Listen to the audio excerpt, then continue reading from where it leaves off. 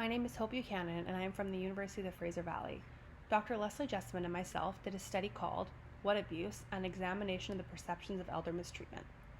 With the aging population and the alarming prevalence of elder abuse around the world, we felt that a better understanding as to how we perceive elder abuse and why it is perceived differently than other types of abuse was necessary.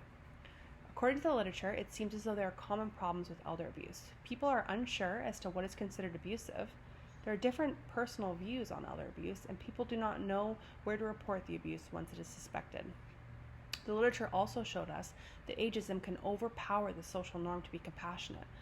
So with our aging population and generally ageist society, it seemed like there was a problem. The aims of our study were to examine how ageism, self-ageism, and knowledge of pathological and normal aging were related to the perceptions of elder abuse.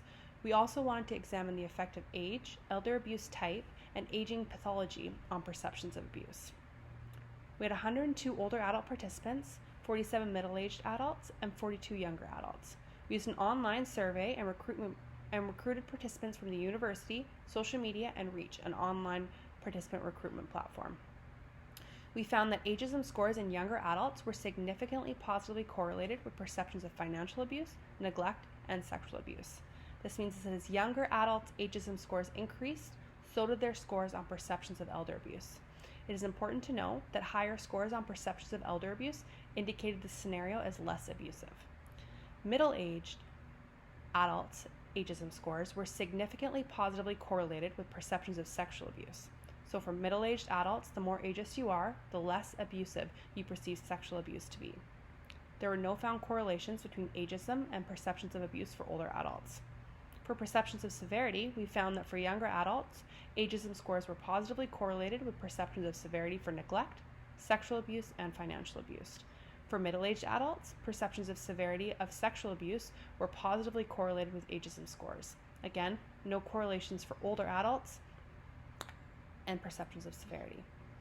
We also found that for younger adults, ageism scores were significantly positively correlated with likelihood to report neglect, sexual abuse, physical abuse, and financial abuse, which means that as ageism scores go up, the likelihood that a younger adult will report neglect, sexual abuse, financial abuse, and physical abuse will go down.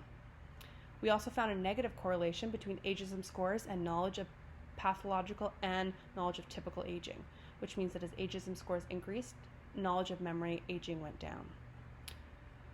So if ageist beliefs can influence people's perceptions of elder abuse, and ageism also seems to influence people's perceptions of severity and the likelihood that they will report abusive situations, it seems like we have a problem.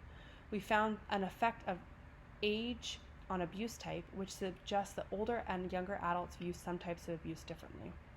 Our study confirms that ageism can be the result of a lack of knowledge about aging, for both normal and pathological aging. It is our hopes that this study can educate and ignite change in policy so that all types of abuse are recognized equally, and that programs can be aimed at reducing ageism with the goal of increasing the likelihood of recognizing and reporting elder abuse. Thank you.